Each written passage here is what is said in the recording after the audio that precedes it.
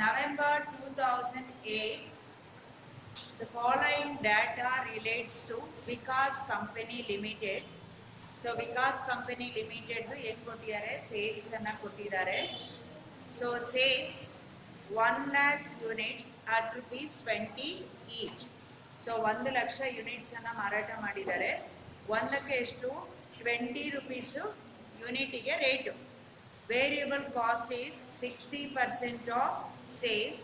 Fixed cost is 4 lakh rupees. Borrowed funds consists of 10% debentures of rupees 10 lakh. So debentures ಅಂದ್ರೆ borrowed fund, loan ಎಷ್ಟು ತಗೊಂಡಿದ್ದಾರೆ 10 ಲಕ್ಷ, ಬಡ್ಡಿ ಎಷ್ಟು ಕಟ್ತಾ ಇದ್ದಾರೆ 10%. From the above, what is the operating and financial leverage? Operating ಮತ್ತೆ financial leverage ಕೇಳ್ತಾರೆ. What is the percentage change in EBIT if output increases by 10%? So 10% output increase ಮಾಡಿದ್ರೆ ಸೊ ಎಷ್ಟು ನಿಮ್ಮ EBI, that is EBIT changes ಆಗುತ್ತೆ, percentage ಅಲ್ಲಿ ಕೊಟ್ಟಿದ್ದಾರೆ. Okay, so ಎರಡು present ಇದರಲ್ಲೂ ಮಾಡಬೇಕು. 1 lakh ಯೂನಿಟ್ಸು 10% ಜಾಸ್ತಿ ಆದರೆ ಏನಾಗುತ್ತೆ?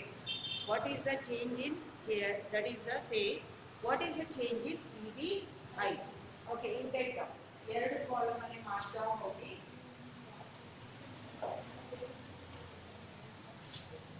That is A, B. ಮಾತಾಡ್ತಾಗ particulars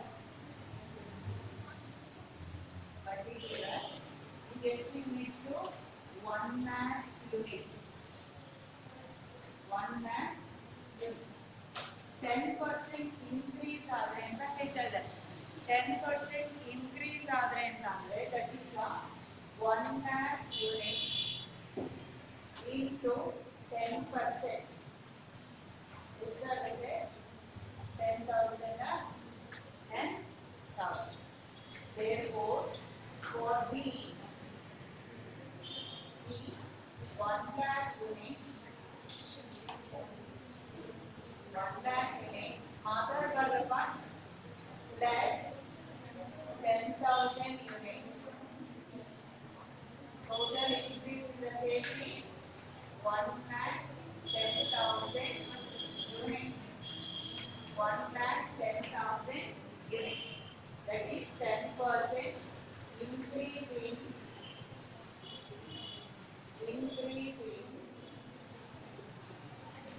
output. 10% increase in output.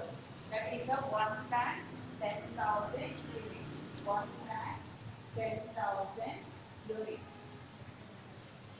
1,10,000 units. So the calculation, note number 1. Note number 1.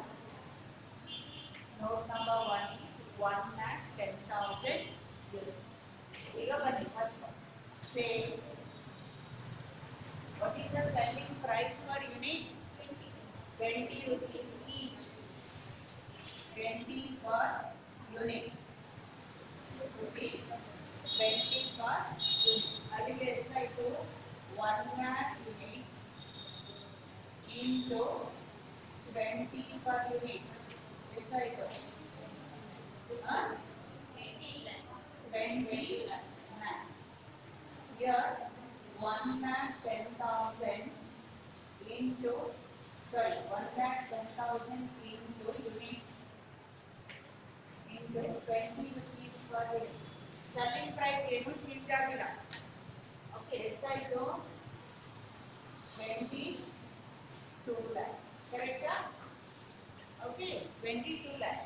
ಈ ಥರನೂ ಮಾಡ್ಬೋದು ಅಥವಾ ಇದು ಇನ್ನೊಂದು ಥರನೂ ಮಾಡ್ಬೋದು. What is the sales? 20 lakhs ಇದೆ ಪ್ರೆಸೆಂಟ್ ಸೇಲ್. ಸೊ ಇದು ಸೆಲ್ಲಿಂಗ್ ಪ್ರೈಸ್ನಾಗೂ ಮಾಡ್ಬೋದು. 20 lakhs into 10% ಆಫ್ ದಿಸ್ ಅಂದರೆ ಎಷ್ಟಾಯಿತು? 2 lakhs. 2 lakhs. Therefore, B case ಅಂದರೆ ಇದು. B ಅಂದರೆ 20 lakh amount plus 2 lakh rupees. ಅಲ್ಲಿಗೆ 22 lakh rupees. ಎರಡು ತರನ ಮಾಡಬಹುದು. ನೀವು ಎಕ್ಸಾಮ್ ಅಲ್ಲಿ ಒಂದೇ ತರ ಮಾಡಿದ್ರೆ ಸಾಕು. ಐದರ್ ದಿಸ್ ಯೂನಿಟ್ಸ್ ಅಲ್ಲಿ ಮಾಡಿಕೊಂಡು ಸೆಲ್ಲಿಂಗ್ ಪ್ರೈಸ್ ನ ಮಲ್ಟಿಪ್ಲೈ ಮಾಡಿದ್ವಿ. ಇಲ್ಲಿ ಏನ್ ಮಾಡಿದ್ವಿ, ಅಮೌಂಟ್ ಅನ್ನ ತಗೊಂಡು ಅದರಲ್ಲಿ 10% ಮಾಡಿದ್ರು ಆಗೋದು. ಯಾವ್ದಾದ್ರು ಒಂದು ಮಾಡಿ ಆಯ್ತಾ. ಔಟ್ಪುಟ್ ಇನ್ಕ್ರೀಸ್ ಬೈ 10% ಅಂತ ಹೇಳಿದ್ರೆ 10% ಜಾಸ್ತಿ ಆದ್ರೆ what is the EBIT, say EBIT ಏನ್ ಚೇಂಜಸ್ ಆಗುತ್ತೆ ಅಂತ ಹೇಳ್ತಾರೆ. ಲೆಸ್ ಏನು variable cost, less variable cost. ಅರ್ಥ ಆಗ್ತಿದೆಯಾ? ವೇರಿಯಬಲ್ ಕಾಸ್ಟ್ ಎಷ್ಟು ಹೇಳ್ತಾ ಇದ್ದಾರೆ? 60% ಆಫ್ ಸೇಲ್ಸ್. ಈ ಕ್ಯಾಲ್ಕುಲೇಷನ್ ಎಲ್ಲ ಬರಿಬೇಕು. 60% ಆಫ್ ಸೇಲ್ಸ್ 20 lakhs ಗೆ A case number A 20 lakhs ಗೆ 60% ಎಷ್ಟಾಯ್ತು? 12 lakhs. ಇಲ್ಲಿ 22 lakhs ಗೆ ಎಷ್ಟಾಯ್ತು? 60%. ಕೆಲವು ಸಲ ಇದರಲ್ಲಿ ಎರಡು ಲೆಕ್ಕದಲ್ಲೂ ಒಂದೇ ಕೊಟ್ಟಿದ್ದಾರೆ, ಎರಡು ಕೇಸಲ್ಲೂ 60%. ಕೆಲವು ಸಲ ಚೇಂಜಸ್ ಕೊಡ್ತಾರೆ. ಚೇಂಜಸ್ ಕೊಟ್ಟಾಗ ಅದನ್ನು ಮಾಡಿ. ಓಕೆ, ಕೆಲವು ಸಲ ಇಲ್ಲಿ 60 ಕೊಟ್ಟು ಇಲ್ಲಿ 40 ಕೊಡ್ಬೋದು, ಅಥವಾ ಇಲ್ಲಿ ಎಗೆ 40 ಕೊಟ್ಟು ಬಿಗೆ 60 ಕೊಡ್ಬೋದು. ಎಷ್ಟಾಯ್ತು ನೋಡಿ? 13,20,000. What is the contribution? C is 8 lakhs. Here ಎಷ್ಟು ಬರುತ್ತೆ ನೋಡಿ? 8 lakh 80,000. 8 lakh 80,000. 8 lakh 80,000. ಕ್ಲಿಯರ್? ಆಮೇಲೆ next less fixed cost, less fixed cost. What is the fixed cost? 4 lakhs. ಅದೇನು ಚೇಂಜಸ್ ಆಗಲ್ಲ. ನೀವು ಪ್ರೊಡಕ್ಷನ್ ಮಾಡಿ ಇಡಿ ಜಾಸ್ತಿ ಮಾಡಿ ಕಡಿಮೆ ಮಾಡಿ ಏನೋ ಚೇಂಜಸ್ ಆಗಲ್ಲ. 4 lakhs in both the cases. What is the EBIT? 4 lakhs. This one 4,80,000. 4,80,000. Next, less. ಇದಾದ್ಮೇಲೆ ಏನು ಕೊಡಬೇಕು? ಇದು profit. This is operating profit. Operating profit ಎಷ್ಟಿದೆ? 4 lakh ಮತ್ತೆ 4,80,000 ಇದೆ. ಡೋರ್ ಕ್ಲೋಸ್ ಮಾಡಬೇಕು. ಸೊ ಇದರಲ್ಲಿ ಏನು ಮಾಡಬೇಕು? ಫಸ್ಟ್ ಬಡ್ಡಿ ಕೊಡಬೇಕಲ್ವ ಸಾಲ ತಂದಿದ್ದಕ್ಕೆ. That is interest on debentures. Interest on debenture. What is the debenture? 10 lakh into what is the rate of interest? 10%. ಇದು ಅಷ್ಟೇ ಚೇಂಜ್ ಆಗಲ್ಲ. ಓಕೆ, ಎಷ್ಟಾಗುತ್ತೆ? 1 lakh. 1 lakh. ಅಲ್ಲಿಗೆ EBT ಎಷ್ಟು ಬರುತ್ತೆ? ordinary before tax 3 lakh. ಆಮೇಲೆ 3,80,000. So ಇಷ್ಟೇ ಜಾಗ ಮಾಡಲಿಕ್ಕೆ ಹೇಳಿರೋದು. With the help of this, you should calculate what? OL, FL and the percentage of change in EBIT because of change in output by 10%. So first one, OL formula ಏನು? Contribution divided by EBIT. ಈಗ formula ಎಲ್ಲ ಬಾಯಿಗೆ ಬರ್ತದೆ ಅಲ್ವಾ? Contribution divided by EBIT. What is the contribution in this case? 8 lakh divided by what is the EBIT? 4 lakhs. The answer is 2. Answer is 2 times ಅಲ್ವಾ? So ಇಲ್ಲಿ contribution is 8,80,000 divided by 4,80,000.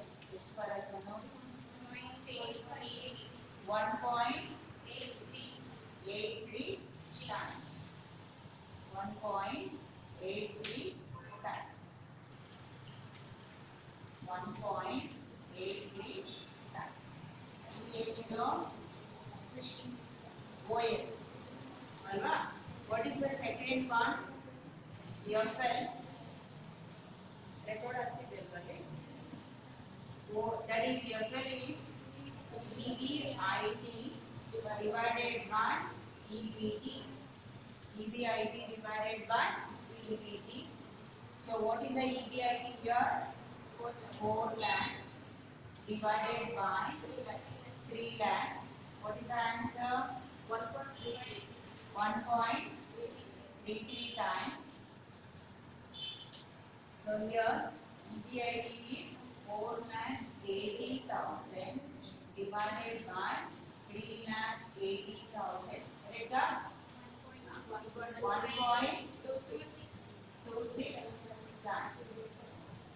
Okay. First ಮುಗೀತು. OL FL ಕೇಳಿದ್ದಾರೆ. ಇನ್ನೊಂದು ಏನು ಕೇಳಿದ್ದಾರೆ?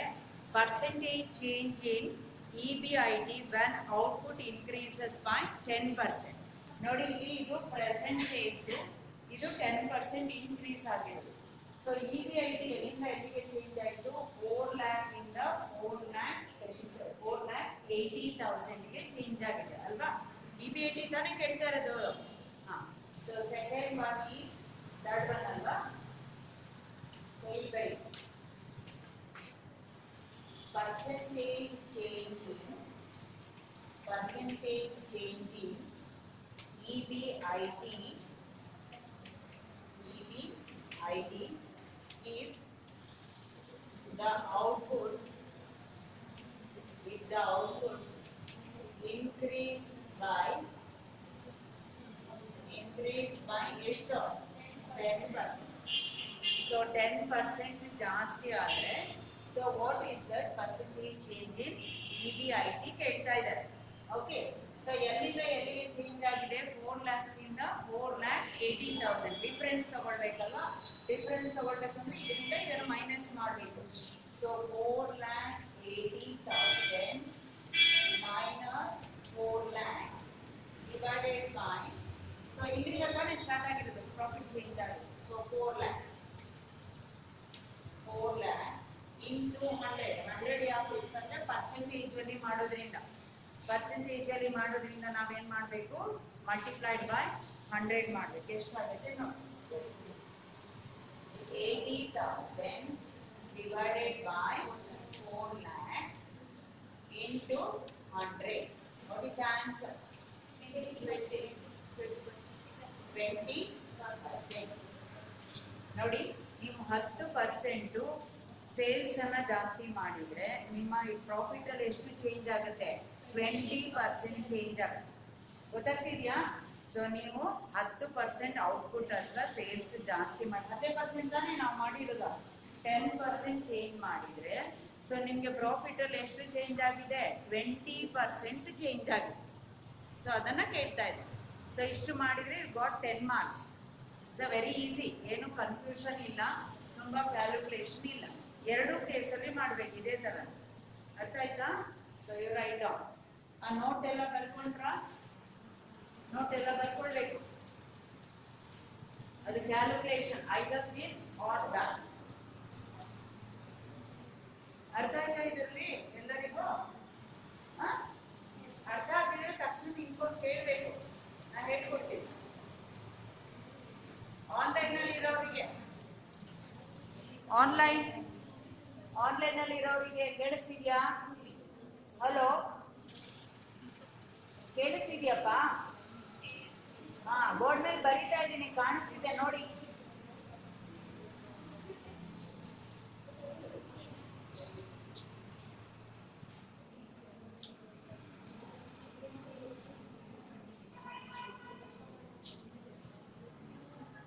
Okay.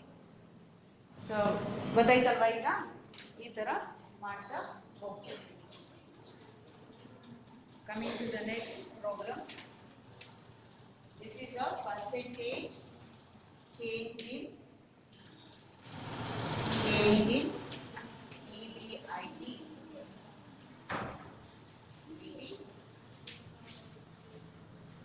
ಇದೇ ತರ ನೀವು ಇಲ್ಲೇ ಟೇಬಲ್ ಅಲ್ಲೇ ಮಾಡಿದ್ರೆ ಸಾಕು. ಕಂಟಿನ್ಯೂಷನ್ ನನಗೆ ಜಾಬ್ ಕಂಪ್ಲೀಟ್ ಮಾಡಿ. Coming to the next one. Eighth problem. May 2012. May 2012. The EBIT of a company, the EBIT of a company increases from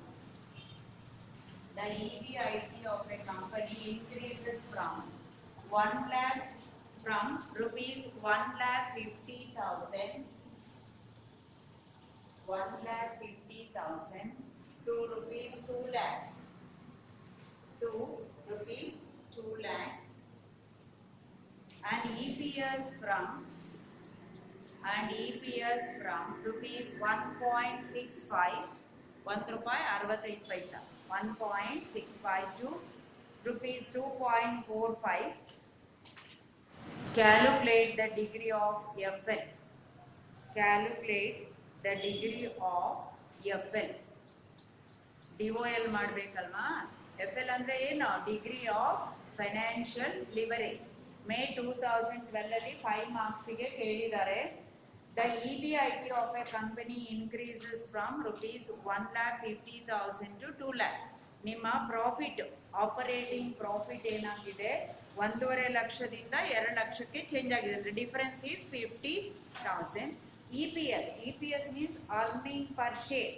ಅಂದ್ರೆ ನಿಮಗೆ ಪ್ರಾಫಿಟ್ ಅನ್ನ ಡಿವೈಡ್ ಮಾಡಿದ್ರೆ ಒಂದೊಂದು ಶೇರಿಗೆ ಎಷ್ಟು ಬರುತ್ತೆ ಅಂತ. EPS ಅರ್ನಿಂಗ್ ಪರ್ ಶೇರ್ ಅದು 1 ರೂಪಾಯಿ 65 ಪೈಸಾದಿಂದ 2 ರೂಪಾಯಿ 45 ಪೈಸಾ ಚೇಂಜ್ ಆಗಿದೆ. Calculate the degree of FL ಅಂತ ಹೇಳ್ತಾ ಇದ್ದಾರೆ. DFL ಮಾಡಬೇಕು. Degree of financial leverage.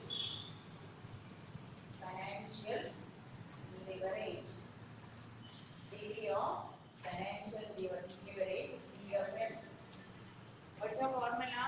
Percentage change in EBT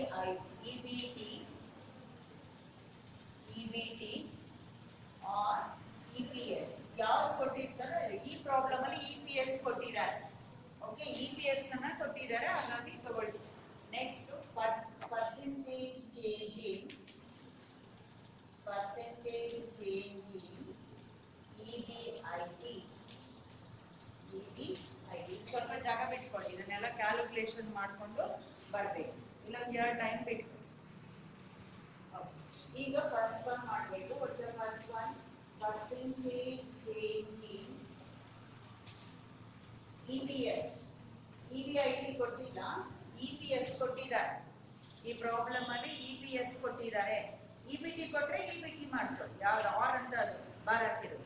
okay, percentage change in EPS. ಎಲ್ಲಿಂದ EPS ಚೇಂಜ್ ಆಗಿದೆ ನೋಡಿ? 1 ರೂಪೀಸ್ 65 ಪೈಸೆಯಿಂದ 2 ರೂಪೀಸ್ 45 ಪೈಸೆಗೆ ಚೇಂಜ್ ಆಗಿದೆ. ಅಂದ್ರೆ 2 ರೂಪೀಸ್ 45 ಪೈಸೆ ಮೈನಸ್ ರೂಪೀಸ್ 1 ರೂಪೀಸ್ 65. ಡಿಫರೆನ್ಸ್ ತಗೊಳ್ಬೇಕು ಅಂತಂದ್ರೆ ಮೈನಸ್ ಮಾಡಬೇಕು. ಸೊ ಎಲ್ಲಿಂದ ಚೇಂಜ್ ಆಗಿರೋದು? ಇದು ರೂಪೀಸ್ 1.65 into 100. ಸೊ ಎಷ್ಟಾಗುತ್ತೆ ನೋಡಿ? 2 ರೂಪೀಸ್ 45 ಪೈಸೆ ಮೈನಸ್ 1 ರೂಪೀಸ್ 65 ಪೈಸೆ, 0.80 ಅಂತಂದ್ರೆ 80 ಪೈಸಾ ಚೇಂಜ್ ಆಗಿದೆ ಅಲ್ವಾ? ಸೊ ಅಲ್ಲಿಗೆ 1 ರೂಪಾಯಿ 65 ಪೈಸೆಗೆ 80 ಪೈಸಾ ಅಂದ್ರೆ ಇಂಟು 100 ಎಷ್ಟಾಗುತ್ತೆ ನೋಡಿ? 48.48%. Next, what is the second one?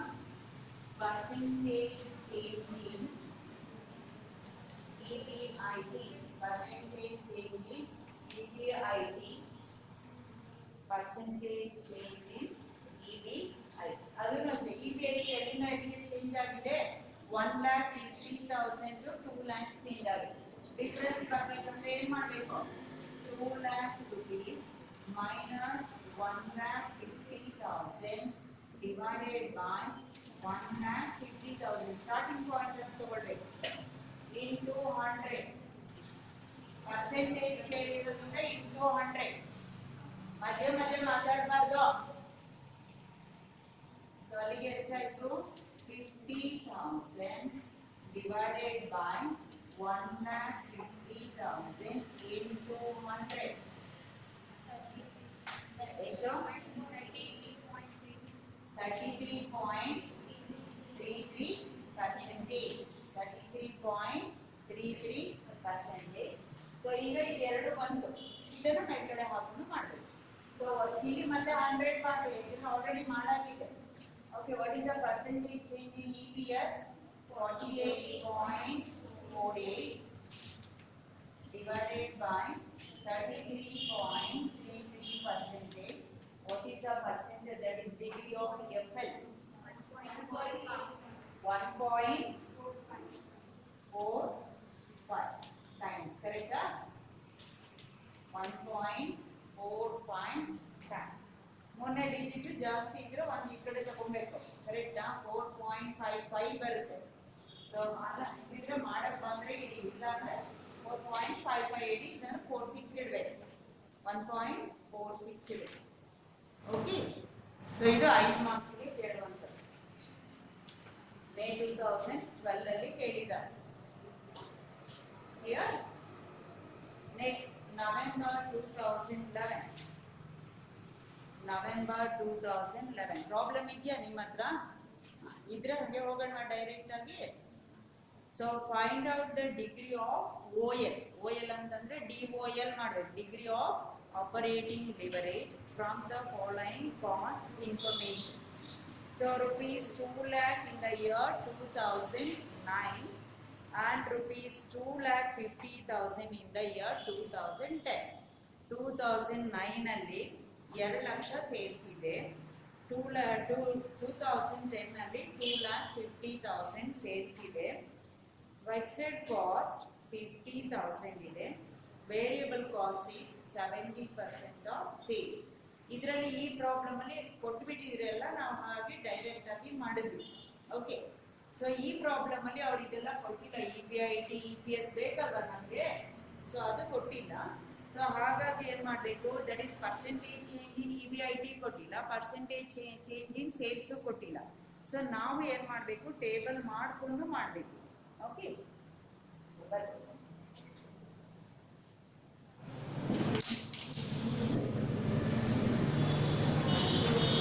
2 ವರ್ಷದ್ದು ಮಾಡಬೇಕು. ಅರ್ಥ ಆಗ್ತಿದೆಯಾ ಮಾಡ್ತಾ ಇರೋದು? 2 ವರ್ಷದ ಮಧ್ಯೆ ಮಧ್ಯೆ ಮಾತಾಡಬಾರ್ದು.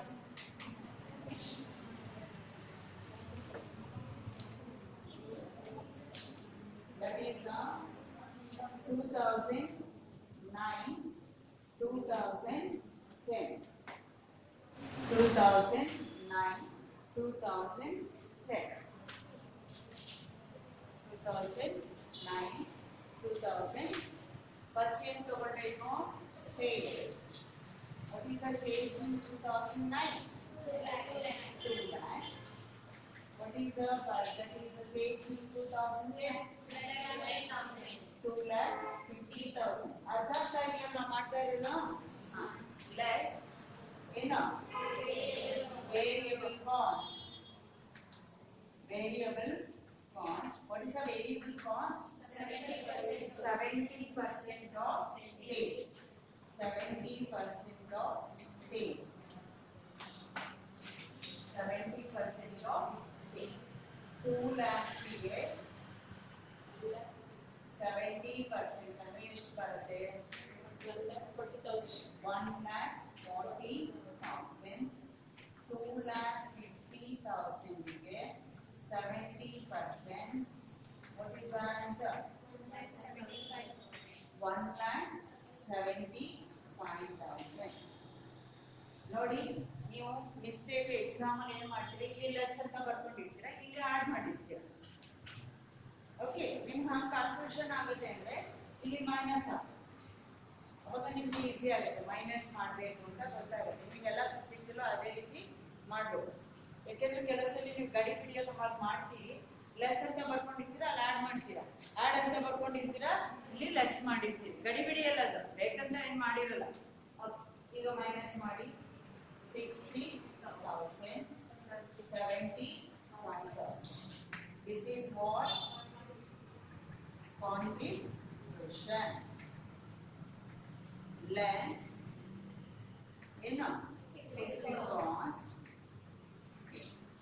is the fixed cost? 50,000. Huh? 50,000.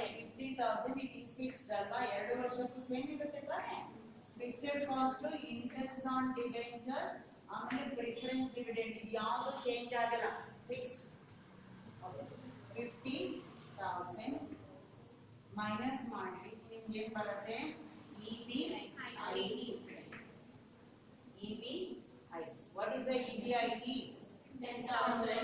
10,000 here 25,000 ಇಷ್ಟೇ ಬೇಕಾಗಿರೋದಲ್ವಾ ನಿಮಗೆ ಓಕೆ ಈಗ ಏನ್ ಮಾಡಬೇಕು ಹಾಗೆ ಕಂಟಿನ್ಯೂಯೇಷನ್ ಮಾಡಿ continuation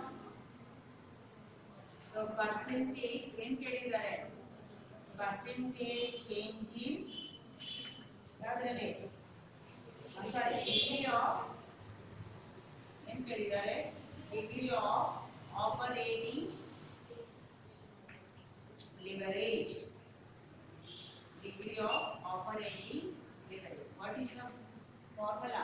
Percentage change in EBIT divided by percentage change in sales.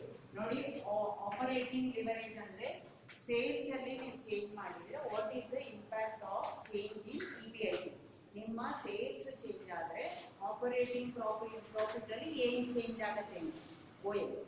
FL ಅಲ್ಲಿ ಏನಾಗುತ್ತೆ ಅಂತಂದ್ರೆ ನಿಮ್ಮ ಪ್ರಾಫಿಟ್ ಚೇಂಜ್ ಆದ್ರೆ ನಿಮ್ಮ EBT ಅಥವಾ EPS ಅಲ್ಲಿ ಏನ್ ಚೇಂಜಸ್ ಆಗುತ್ತೆ. It shows business risk, this shows that is a financial risk. ಎರಡು ಮಾಡ್ಕೊಳ್ಬೇಕಲ್ವಾ ಮಾಡ್ಕೊಳ್ಳಿ ಲೈನ್ ಬಿಡಿ. ಫಸ್ಟ್ ಒನ್ ಮಾಡ್ಕೊಳ್ಳಿ. First one percentage change in EBIT. So EBIT ಅಲ್ಲಿ ಎಷ್ಟಿಂದ ಚೇಂಜ್ ಆಗಿದೆ 10,000ದಿಂದ 25,000ಕ್ಕೆ ಚೇಂಜ್ ಆಗಿದೆ. 10,000 rupees to 25,000 ಅಂದ್ರೆ ಡಿಫರೆನ್ಸ್ ಎಷ್ಟು 15,000 ಪ್ರಾಫಿಟ್ ಚೇಂಜ್ ಆಗಿದೆ. ಅಲ್ಲಿಗೆ 25,000 minus 10,000 divided by what's the starting sales divided by 10,000 into 100. 100 ಅಂದ್ರೆ ಪರ್ಸೆಂಟೇಜ್ ಅಲ್ಲಿ ಇರೋದ್ರಿಂದ 100 ಗೆ ಮಾಡಬೇಕು. So 15,000 divided by 10,000 into 100. What's the answer? 1.150 percentage. 150%. Next, the second one, percentage change in sales. Sales ಎಲ್ಲಿಂದ ಎಲ್ಲಿಗೆ ಚೇಂಜ್ ಆಗಿದೆ 2 lakhs ಇಂದ 2,50,000. 2 lakhs ಇಂದ 2,50,000 ಡಿಫರೆನ್ಸ್ ಮಾಡಬೇಕು ಅಂದ್ರೆ ಏನು ಮಾಡಬೇಕು 2,50,000 minus 2 lakhs divided by what is the starting sales 2 lakhs into 100. That is the 50,000 divided by 2 lakhs into 100. 25. ಎಷ್ಟು 25%. ಓಕೆ, ಮತ್ತೆ ಇಲ್ಲಿ ಇಂಟು ಮಾಡಬೇಡಿ, ಯಾಕಂದ್ರೆ ಆಲ್ರೆಡಿ ಎರಡು ಕಡೆ ಎರಡು ಮೇಲಿಂದಕ್ಕೂ ಮಾಡಿದೀವಿ ಕೆಳಗಡೆ ಇರೋದಕ್ಕೂ ಮಾಡಿದೀವಿ. ಮತ್ತೆ ಇಲ್ಲಿ ಇಂಟು ಹಾಕಿದ್ರೆ ತಪ್ಪಾಗುತ್ತೆ. What is the percentage change in EBIT? 150% divided by percentage change in sales 25%. ಎಷ್ಟಾಯ್ತು 6. ನೋಡಿ, ನೀವು 25% ಸೇಲ್ಸ್ ಚೇಂಜ್ ಮಾಡಿದ್ರೆ ನಿಮ್ಮ ಪ್ರಾಫಿಟ್ ಎಷ್ಟು ಚೇಂಜ್ ಆಯಿತು 150%. ಕ್ಲಿಯರ್? ಸೊ 25% ಸೇಲ್ಸ್ ಜಾಸ್ತಿ ಮಾಡಿದ್ದಕ್ಕೆ ಸೊ 150% ಏನಾಯಿತು ನಿಮ್ಮ ಪ್ರಾಫಿಟ್ ಜಾಸ್ತಿ ಆಯಿತು. 150 ಜಾಸ್ತಿ ಆದ್ರೆ 6 ಟೈಮ್ಸ್ ಜಾಸ್ತಿ ಆಗಿದೆ. ಓಕೆ ನೋಡಿ, ನೀವು 25% ರಿಸ್ಕ್ ತಗೊಂಡ್ರೆ 150% ಏನ್ ಬರುತ್ತೆ, ಪ್ರಾಫಿಟ್ ಬರುತ್ತೆ. ಅಂದ್ರೆ 6 ಟೈಮ್ಸ್. ನೀವು 10 ರೂಪಾಯಿ ಹಾಕಿದ್ರೆ 60 ರೂಪಾಯಿ ಬರುತ್ತೆ. 6 ಟೈಮ್ಸ್ ಬೆನಿಫಿಟ್. ಈ ತರ ಕ್ಯಾಲ್ಕುಲೇಷನ್ ಮಾಡಿ. This is also 5 marks problem. Okay, so ನಿಮ್ಮ ವಿಡಿಯೋದಲ್ಲಿ ಸೊ ಏನಾಗಿದೆ, ಇದು 3 ಲೆಕ್ಕ ಮಧ್ಯದಲ್ಲಿ ಮೊನ್ನೆ ರೆಕಾರ್ಡ್ ಆಗಿಲ್ಲ. ಆ ಸೆಕ್ಷನ್ ಹಿಂಗೆ ಮಾಡಬೇಕಾದ್ರೆ ನೀವು 10ನೇದು ಮಾಡಿಸಿದ್ದೀನಿ, ವಿಡಿಯೋ ಇದೆ ಅದು ಕರೆಕ್ಟ್. 10ನೇ ಪ್ರಾಬ್ಲಮ್ ಮಾಡಿಸಿದ್ದೀನಿ. ಸೊ ಅದನ್ನು ಕನೆಕ್ಟ್ ಮಾಡಿ. ಓಕೆ, 10ನೇ ಪ್ರಾಬ್ಲಮ್ ನೆಕ್ಸ್ಟ್ ಕ್ಲಾಸಲ್ಲಿ ಮಾಡ್ತೀವಿ, ರೆಕಾರ್ಡ್ ಮಾಡಲ್ಲ ಅಷ್ಟೇ.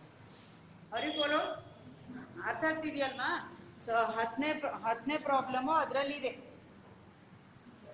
ಅರ್ಥ ಆಯ್ತಾ? ಇದು ಮಧ್ಯದ್ದು 3 ಪ್ರಾಬ್ಲಮ್ ಮೊನ್ನೆ ರೆಕಾರ್ಡ್ ಆಗಿಲ್ಲ, ಈಗ ರೆಕಾರ್ಡ್ ಮಾಡಿ ಹಾಕ್ತೀನಿ ನಾನು. ನೀವು ನೋಡ್ಕೊಳ್ಬೇಕು. ಇದು ಕ್ವಶನ್ ಪೇಪರ್ ಅಲ್ಲಿ ಬರುವಂತ ಪ್ರಾಬ್ಲಮ್. ನೀವೇನ್ ಮಾಡ್ಬೇಕು, ಇಲ್ಲಿ ಕ್ವಶನ್ ಡಿಕ್ಟೇಟ್ ಮಾಡಕ್ಕಾಗಲ್ಲ, ನೀವು ಬರ್ಕೊಂಡು ಬರ್ಬೇಕು. ಇಲ್ಲ ಅಂದ್ರೆ ಮೊಬೈಲ್ ಅಲ್ಲಿ ಇಟ್ಕೊಂಡು ಕುತ್ಕೋಬೇಕು ಪ್ರಾಬ್ಲಮ್ ನಂಬರ್. ಇಲ್ಲ ಅಂದ್ರೆ ಕ್ವಶನ್ ಬರ್ದು ನಿಮ್ಗೆ ಜಾಗ ಎಷ್ಟು ಬೇಕು ಅಂತ ಬಿಡ್ತೀರಾ. ಸೊ ಅಷ್ಟನ್ನ ಏನ್ ಮಾಡ್ಬೇಕು, ನೀವು ಅಲ್ಲಿ ಜಾಗ ಬಿಟ್ಕೊಂಡ್ ಬನ್ನಿ. ಇಲ್ಲಿ ಬರೀ